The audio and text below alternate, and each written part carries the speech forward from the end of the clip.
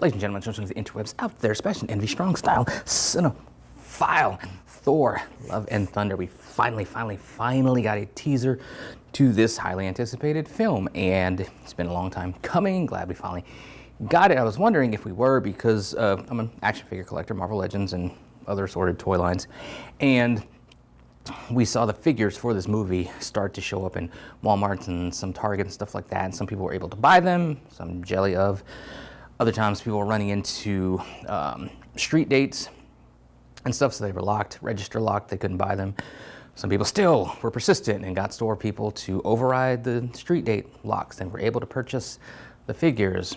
I'm not salty about that at all. But the figure showing up kind of gave some of us some hope that we'd finally get to see a teaser or something that would give us an indication of what's going to go on in this film. Finally, today they drop it, and it was just a teaser. It was interesting. And some of the little Easter eggy type of stuff they had in it, like we finally got to see the Thor comic book costume, like the true comic book costume on screen through like a montage sort of thing of Thor as a boy, and he's just running along. You see him different stages, so you see him as a boy, and then you see the actual 616 Thor costume, and then the movie costume, and then his transition to his current look or whatever. And you have in this film Thor is vowing that after so long that these hands were used to wage war, now they're used to make peace and build peace and that sort of thing. So he says in it that he's not a superhero anymore. So, and it's kind of built off of what we saw in the last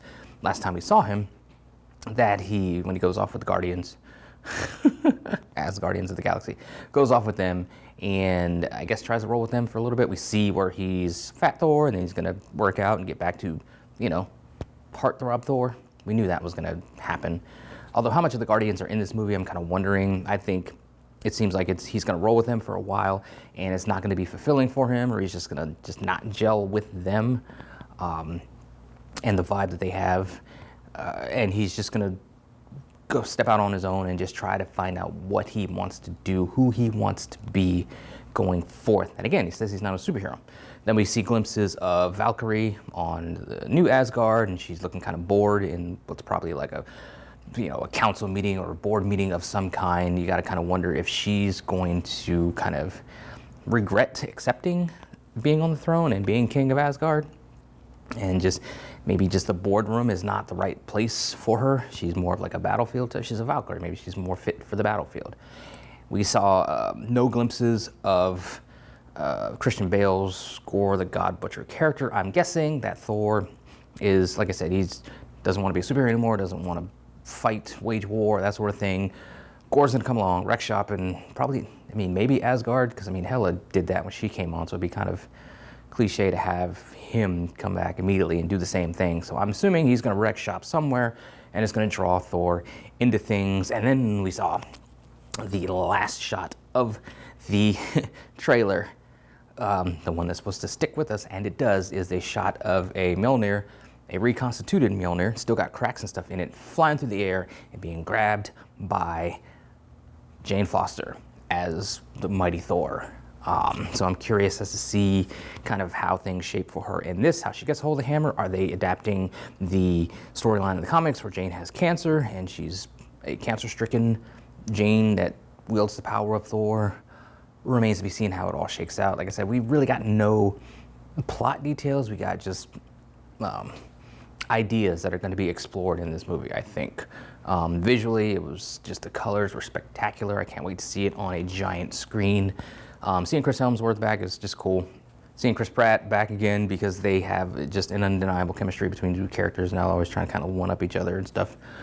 Again, don't know how much screen time the Guardians are going to get in this movie. I think it's going to be maybe like the first act of it, first like 30 minutes of the movie, and then he's going to go off on his own. Otherwise, like becomes more of kind of a Guardians movie, kind of shared thing, and I don't think they want to do that.